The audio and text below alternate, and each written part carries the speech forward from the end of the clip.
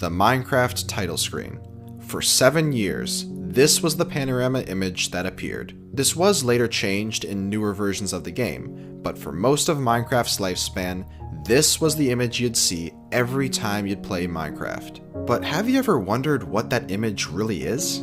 Is it a real Minecraft world that you can generate? Well, let's not get too ahead of ourselves. Today, we have a lot to cover. Let's start with the history of the Minecraft title screen.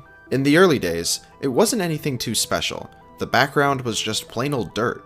But when Minecraft Beta 1.8 was released, the title screen was completely overhauled with a brand new moving panorama background. And it stuck. In fact, I'd say that it stuck around so long that almost every seasoned Minecraft player is certainly familiar with this particular title screen. And that's when a programmer by the name of Tom Latsko got the idea. After watching my video about the pack.png project, he got inspired to also try to find the actual seed of the title screen image. At first glance, it almost seemed impossible. This image is so blurry that there couldn't be any way to get any useful information out of it.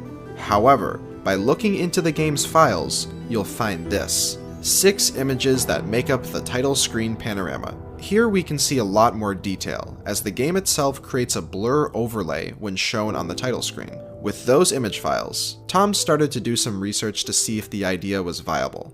Now, at first glance of the images, the terrain doesn't look like what you'd see in modern versions of Minecraft. If the seed was to be reverse engineered, it's crucial that it's known exactly which version of the game that this image was taken in. At first, this was a bit worrying, because between versions Beta 1.7 and 1.8, Notch was working on massive changes to the world generation system. If this image was taken sometime in between those versions, the chances of finding this image would be next to impossible, as the development versions of this world generator are pretty much non-existent. But luckily, this wasn't the case at all. It was as simple as taking a look at the image's metadata, which showed exactly when the image was saved: June 27th, 2011.